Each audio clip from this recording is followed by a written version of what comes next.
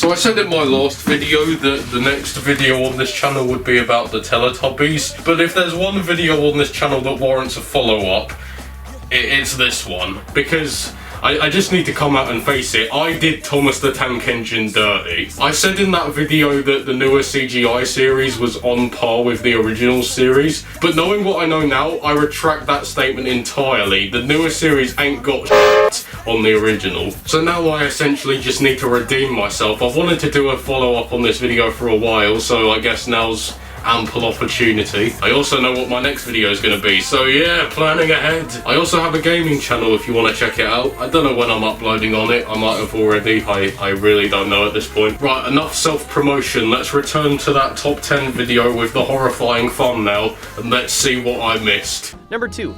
Vehicles are brutalized and dismembered all the time. Take this brake van, for instance. Yes, he is certainly a jerk, so much so that his official name is Spiteful Brake Van. Why would you name your child Spiteful Brake Van? Like, it's almost like you're setting himself up to have a life. But his mean spirit doesn't justify him being literally dismembered on camera in a train accident.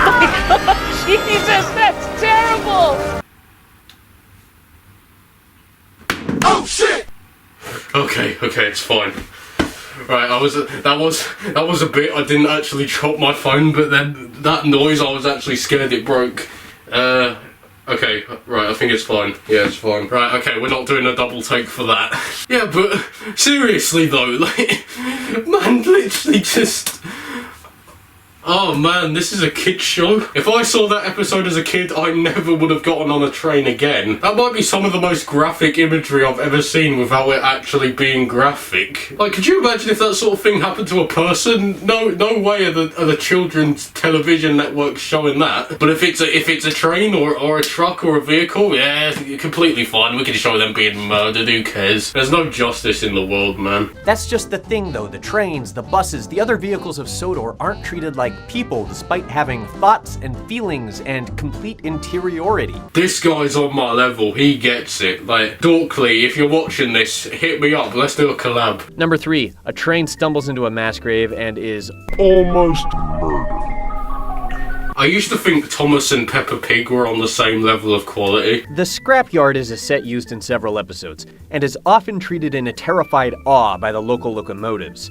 In train speak, getting scrapped is just a gentle, family-friendly way of saying someone became obsolete and was sent to the junkyard to be killed and gutted for parts. Like, people are gonna say that, you know, why can't kid shows be like this now?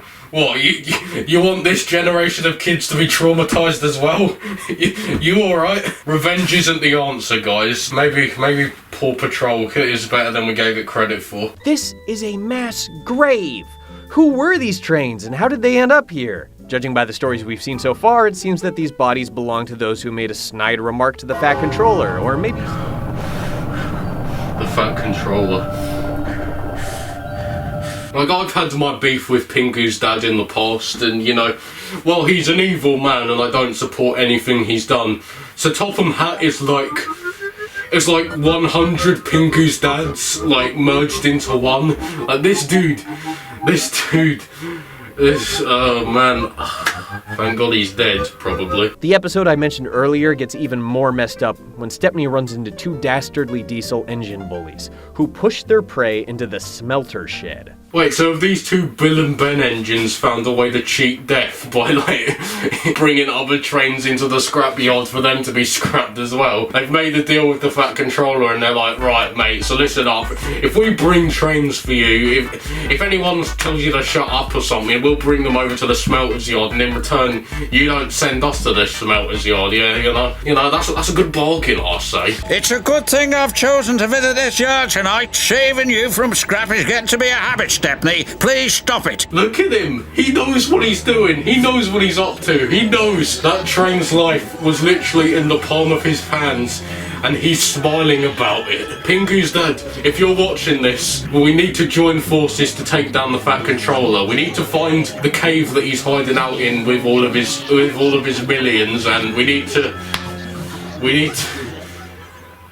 It's too hot, man. What am I doing? Number 4. the tale of the Living Boulder who wanted to destroy everything. Rusty tries to warn people about the ominous round rock sitting on top of the mountain as workers mine a new part of the island. Nobody listens, of course, and then we see this face fade into the boulder. What the fuck is that? What the fuck is that? I'm actually done. What is Thomas the Tank Engine? Weirder than the Teletubbies. Like, at least you go into Teletubbies expecting it to be weird. Like, what is this, man? After the miners push too far, the boulder crashes down, stops for a moment, and then suddenly gains speed, chasing down Rusty.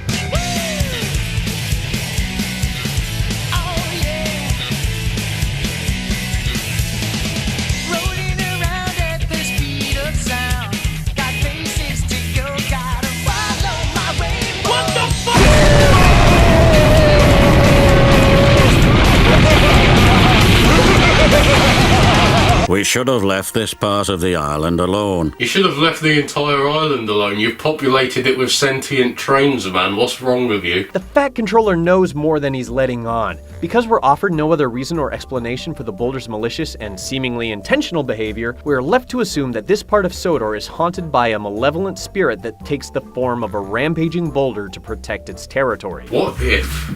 Now this is a fan theory that you're gonna get behind. What if the Fat Controller is the boulder? Now hear me out.